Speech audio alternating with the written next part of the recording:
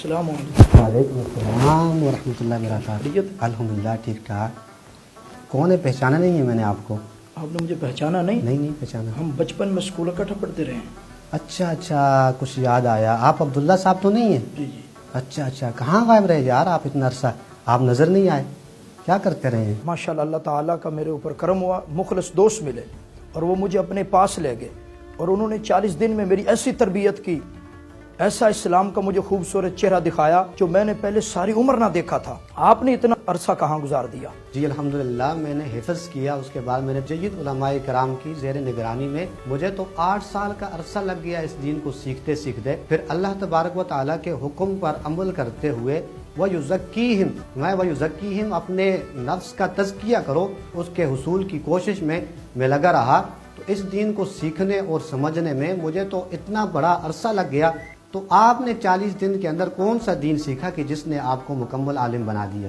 اس عرصے میں نے وہ دین سیکھا جو کبھی بھی میں نے نہیں سیکھا، اور جیسے اللہ تعالیٰ نے اپنے کلام اللہ میں فرمایا اللہ تعالیٰ کے راستے میں جہاد کرو، اور اس آیت کریمہ سے ہمیں یہ معلوم ہوا کہ اللہ تعالیٰ کا حکم ہے آپ جہاد کرتے رہو اس وقت تک جب تک اس دنیا سے فتنہ فساد ختم نہیں ہوتا۔ اللہ تعالیٰ کے اس حکم پر ہم عمل کرتے ہیں۔ دیکھیں بھائی، ہمارا دین صرف مسلمانوں کے لیے نہیں ہے۔ قرآن پاک میں اللہ تبارک و تعالیٰ کا ارشاد پاک ہے الحمدللہ رب العالمین، ہمارا رب عالمین کا رب ہے۔ اور آگے ارشاد فرمایا وما ارسلناک الا رحمتا للعالمین، ہمارے رسول اکرم صلی اللہ علیہ وسلم بھی تمام جہانوں کے لیے رحمت بن کر آئے ہیں۔ تو دیکھیے ہمارا دین یہ پورے عالم کے لیے آیا ہے۔ اب اس پورے عالم کے اندر ہمارا دین قتل و غارت اور فساد کی اجازت نہیں دیتا۔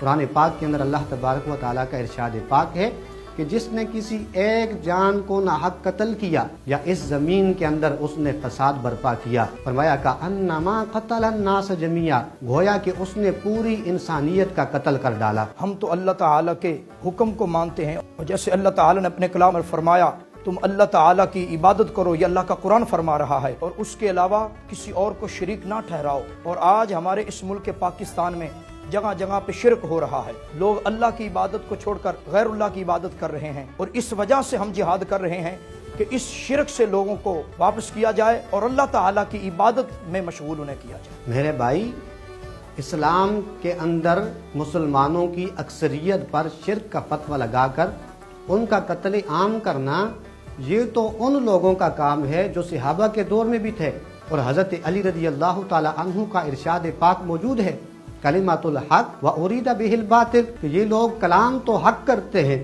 لیکن اس سے مراد جو ہے وہ حق نہیں لیتے۔ تو یہ تو دور صحابہ کے اندر بھی لوگ موجود تھے۔ اسلام تو ایسا مذہب ہے کہ یہ ذمی کے حقوق کا بھی تحفظ کرتا ہے۔ کریم آقا علیہ السلام کا ارشاد پاک ہے کہ جس نے کسی ذمی کو قتل کیا، فرمایا وہ جنت کے اندر جانا تو اس کا درکنار وہ جنت کی خوشبو تک نہیں سونگھ سکتا۔ تو جی آپ کون سا جہاد کر رہے ہیں جس کے ساتھ آپ لوگوں کی یہ ذہن سازی کرتے ہیں کہ جب انسان جہاد کرے گا تو فوراً جنت میں چلا جائے گا؟ ہمارے ملک پاکستان کے اندر اقلیتوں کے حقوق کا تحفظ ہے، ہمارے جھنڈے کے اندر باقاعدہ سفید رنگ ہے جو اس بات کا اظہار کرتا ہے کہ جس طرح اس ملک پاکستان کے اندر مسلمانوں کے حقوق کا تحفظ کیا جا رہا ہے، اسی طرح ہم نے اقلیتوں کے حقوق کا بھی تحفظ کرنا ہے۔ اب دین کو پھیلانے کا طریقہ بھی قرآن نے ہمیں بتایا ہے۔ دیکھیے قرآن پاک کے اندر آپ نے اللہ کا ارشاد نہیں پڑھا ادعو الی سبیل ربک بالحکمت والموعظۃ الحسنہ، کہ جب تم نے کسی کو دین کی دعوت دینی ہے تو پھر حکمت کے ساتھ اور اچھی گفتگو کے ساتھ اس کو دین کی دعوت دینی ہے۔ اور جیسا کہ اللہ تعالیٰ نے اپنے کلام میں فرمایا کہ وَمَن لَّمْ يَحْكُم بِمَا أَنزَلَ اللَّهُ فَأُولَٰئِكَ هُمُ الْكَافِرُونَ، اور جو اللہ تعالیٰ کی نازل کی ہوئی کتاب پر عمل نہیں کرتے وہی کافر ہیں۔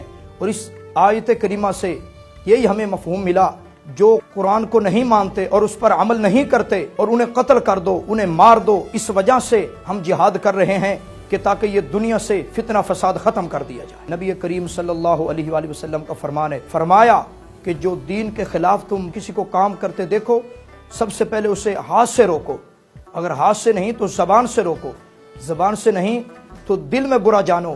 دیکھیے بھائی، آپ نے قرآن کے ظاہر کو پڑھا ہے کہ جو اللہ کے فیصلے کو نہیں مانتا اسے قتل کر ڈالو، حالانکہ ایسا نہیں ہے۔ جمہور علماء کا یہ قول ہے کہ گناہ کبیرہ کا مرتکب کافر نہیں ہوتا، ایسا نہیں ہے۔ اگر کوئی گناہ کبیرہ کرتا ہے تو وہ اس سے گناہگار ہو جاتا ہے. بقول مرزا غالب آخر گناہگار ہوں، کافر نہیں ہوں میں. تو جو آیت کریمہ آپ پڑھ کر یہ بات پیش کرتے ہیں کہ ہم کفر کے خلاف جہاد کرتے ہیں، یہ تو ان لوگوں نے اس وقت صحابہ کرام پر فتویٰ لگایا تھا. مسلم شریف کے اندر حضرت اسامہ بن زید رضی اللہ تعالی عنہ کی پوری حدیث پاک موجود ہے. آپ فرماتے ہیں کہ نبی کریم صلی اللہ علیہ وسلم نے ہمیں ایک جنگ کے لیے بھیجا. ہم مقام جہیمہ پر پہنچے تو وہاں پر ہم نے ایک شخص کو دیکھا کہ جس نے ہمیں دیکھ کے لا الہ الا اللہ پڑھ لیا، کلمہ پڑھ لیا، لیکن ہم نے کیا کیا؟ ہم نے اس کو قتل کر ڈالا. پھر جب واپس آئے دل کے اندر یہ بات کھٹکی تو رسول اللہ صلی اللہ علیہ وسلم کی بارگاہ میں عرض کرنے لگے، اللہ کے رسول، ہم کسی شخص کا ہمارا آمنا سامنا ہوا تو اس نے کلمہ پڑھ لیا، ہم نے کلمہ پڑھنے کے باوجود اس کو قتل کر ڈالا. تو رسول اللہ صلی اللہ علیہ وسلم نے ارشاد فرمایا، کیا تم نے اس کے کلمے کو نہ دیکھا؟ آپ نے پھر بھی اس کو قتل کر دیا. تو یہ عرض کرنے لگے، اللہ کے رسول، ہم نے اس کو تو اس لیے قتل کیا کہ وہ کلمہ مسلمان ہونے کی وجہ سے نہیں پڑھ رہا تھا، اس نے تو ہماری تلوار لٹکتی دیکھی تو اس نے تلوار کے ڈر سے کلمہ پڑھ لیا. تو اللہ کے رسول صلی اللہ علیہ وسلم نے کیا ارشاد فرمایا؟ فرمایا، کیا تو نے اس کا سینہ چیر کے دیکھ لیا تھا کہ اس نے کلمہ صحیح پڑھا ہے، دل سے پڑھا ہے کہ نہیں پڑھا؟ دین اسلام تو ایسا دین ہے جس کے اندر رحمت کا غلبہ ہے. لوح محفوظ کی آخری تحریر یہ ہے کہ سبقت رحمتی علی غضبی. اور آپ نے حدیث پاک کا غلط مفہوم لیا کہ حدیث پاک کے اندر ہے کہ جب تم برائی کو دیکھو اسے اپنے ہاتھ کے ساتھ ختم کرو. اب اس حدیث پاک کا غلط مطلب لے کر فرد واحد اپنی گلی میں تلوار لہرا کے نکل جاتے اور کہتے ہیں میں برائی ختم کرتا ہوں، تو یہ برائی ختم نہیں کر رہا بلکہ یہ خود برائی اور فساد کا سبب بن رہا ہے.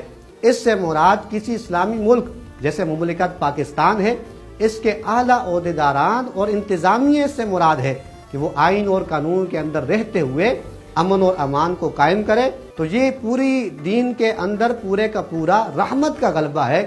تو اگر ہم زور بازو کے ساتھ اور اسلحہ اور بارود کے ساتھ اسلام کو اگر نافذ کرنا چاہیں گے، اسلام نافذ نہیں ہوگا بلکہ ہم خود الٹا فتنہ اور فساد کا سبب بن جائیں گے. دیکھو بھائی، ہم تو قرآن پاک کے اوپر عمل کرتے ہیں اور کلام اللہ میں یہی بات ہے کہ تم بھائی کا حق دو اور کسی پر ظلم نہ کرو، زیادتی نہ کرو.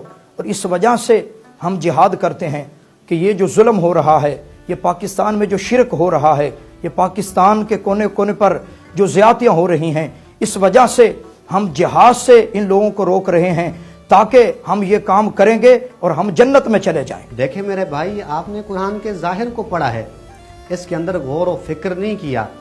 قرآن پاک کے اندر اللہ تبارک و تعالیٰ کا ارشاد پاک موجود ہے. اللہ نے حضرت موسیٰ علیہ السلام سے ارشاد فرمایا کہ جب آپ نے فرعون کے ساتھ بات کرنی ہے تو نرمی کے ساتھ بات کرنی ہے.